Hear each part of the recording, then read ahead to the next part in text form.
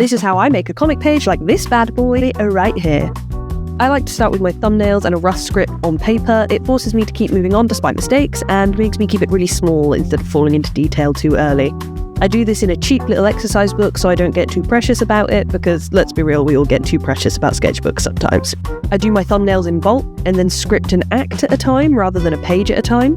I find it helps the dialogue and story flow better rather than starting the process fresh every week. I write the script out like this in a Google Doc and make tiny changes along the way, usually just in the dialogue and usually just to add in dumb jokes that I think of on the way. Then weekly, I hop into Clip Studio Paint to actually draw a page. I start off with this template I made with 9 panels divided across a page a la Watchmen. I very rarely stick with it fully, but I find it a great jumping off point for compositing a page. Clip Studio Paint's framing tools make it super easy to play around and make each page unique, and I promise I'm not being paid by them. After I've got the panels roughly where I think I want them according to my paper thumbnails, I set about with a really basic and light sketch to see if I want to stick with that layout. I then like to do my lettering. I like doing it super early on in the process to make sure it gets the space it deserves, and to make sure I don't do any super detailed art that's just going to get covered up later on. I then do a more detailed sketch. Sometimes I use references if there's a pose or an angle I'm not quite sure on.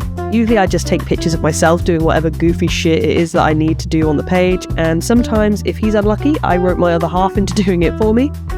I don't need them for this page as these poses are pretty easy peasy. But as for backgrounds, I tend to build each interior scene in Blender with cubes just to make sure that things stay consistent across pages, and I then use that as a reference in the sketch stage.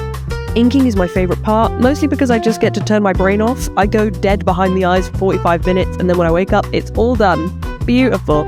I try not to be too detailed or fine-lined in my comic work because that's how things take forever, and we're trying to make a comic here, people.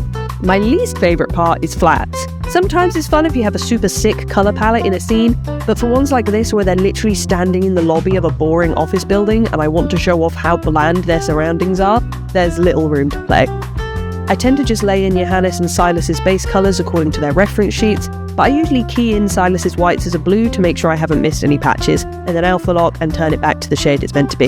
Then it's shading time. I try to do minimal shading in this comic to help speed things along, so it really doesn't take much time at all.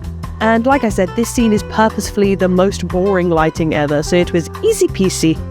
But yeah, that's it. I love making comics, so thank you for sticking around to watch how I do it. Hope you're all well. If you want to read my comic, the link is in my bio.